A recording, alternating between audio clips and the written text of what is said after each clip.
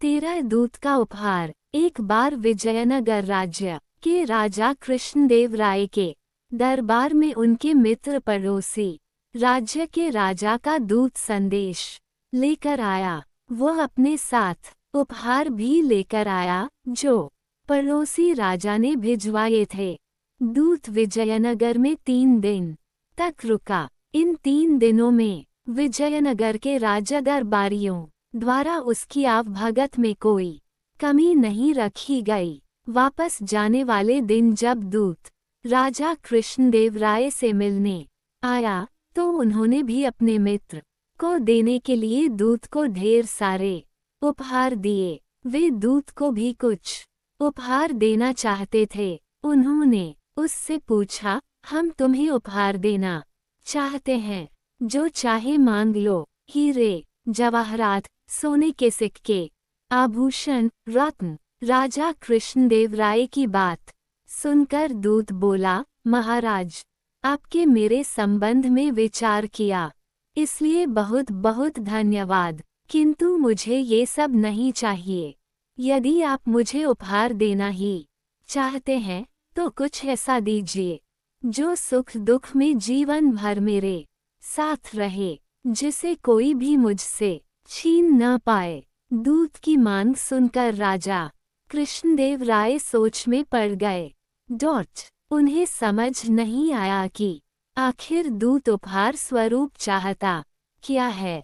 उन्होंने इस आशा में दरबारियों की ओर दृष्टि घुमाई कि वे उन्हें इस संबंध में कुछ परामर्श दे सकें, किंतु सबके चेहरे पर परेशानी के भाव देख वे समझ गए कि उनकी स्थिति भी उनसे भिन्न नहीं है। ऐसे अवसर पर तेनालीराम की बुद्धिमानी की कारगर सिद्ध होती है।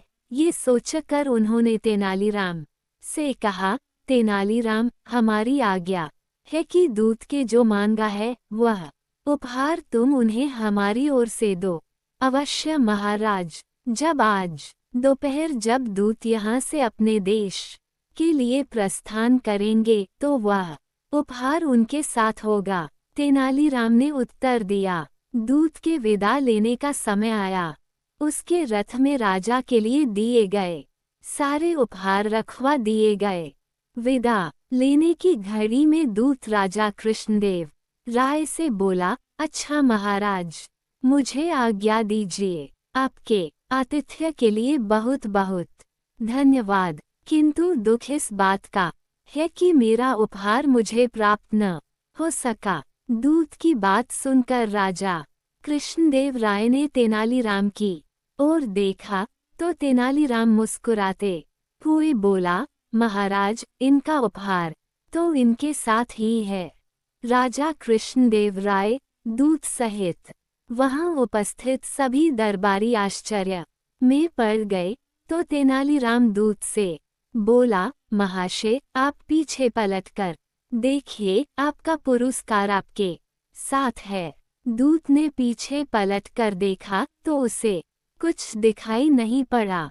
वह बोला, मुझे तो कोई उपहार दिखाई नहीं पड़ रहा, कहाँ है मेरा उपहार? इस पर तेनालीराम बोला, महाशय, ध्यान से देखिए, आपका उपहार आपके पीछे है और वह गई आपका साया, जो सुख दुख में जीवन भर आपके साथ रहेगा और उसे कोई भी आपसे छीन नहीं पाएगा। ये सुनना था कि राजा कृष्णदेव राय हंस पड़े। दूत भी मुस्कुरा उठा और बोला, महाराज, मैंने तेनालीराम की बुद्धिमानी की बहुत चर्चा सुनी थी, मैं वही आजमाना चाहता था। वाकई तेनालीराम की चतुराई प्रशंसा योग्य है। इसके बाद दूत विदा लेकर वहां से चला गया। राजा कृष्णदेव राय ने तेनालीराम की पीठ थपथपा कर उसकी बुद्धिमानी की दाद दी।